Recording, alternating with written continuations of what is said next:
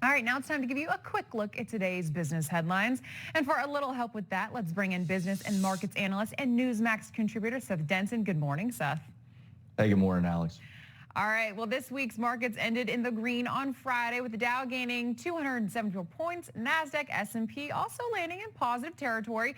Futures are slightly down this morning. All right, it's Monday. Looking at the week ahead, what can investors expect?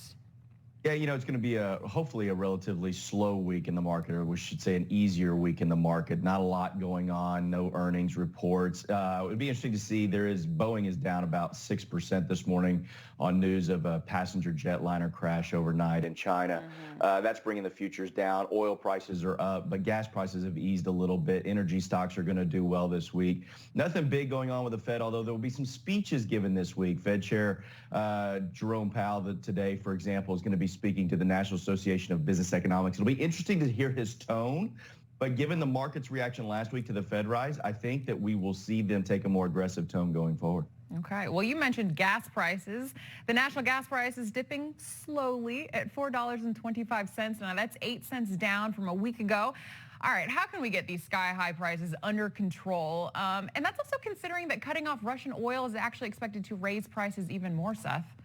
Yeah, I wouldn't get too used to hearing the words gas prices dropped a little bit. I don't know that we're going to hear that much going forward. Going into the summer months, you typically do see gas prices going up. The American consumer will really drive what gas prices do from a consumption perspective. They're down a little bit, I think, because of the news of a new variant in China, and China shutting down. And so the markets dropped oil a little bit and the gas prices followed. Oil's back up today. I think we'll expect that. Going forward, listen, I've said it all weekend long, talking to the folks here at Newsmax, drill, baby, drill. If we don't get to the point where we can be energy independent, quite frankly, we're not going to see gas prices go down anytime soon. Yeah, drill, baby, drill, Seth. I love it. All right, let's talk about the man we talk about a lot, Elon Musk. Now, he sent thousands of Starlink stations to Ukraine to keep the Ukrainians connected online and to the rest of the world. Now, according to the Ukrainian Vice Prime Minister, the systems are actually very effective so far. So, Seth, how much of an impact does this actually have on Ukraine? And does this also help promote the Starlinks for consumers' use in the future?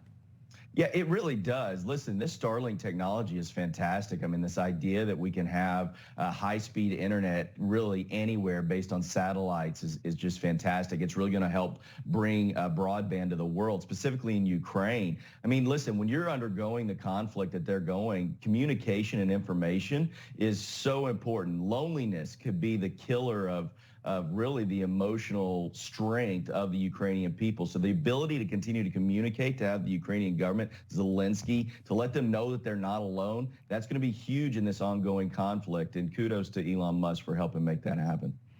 All right, let's talk about Swiss banks. They have frozen an estimated $213 billion of stashed Russian oligarchs' money. The Swiss, who are typically very neutral, have actually made it very clear on this Russian invasion of Ukraine. What effect does this now have on the Russian elites? Because we talked about how these oligarchs just have so much influence when it comes to Putin.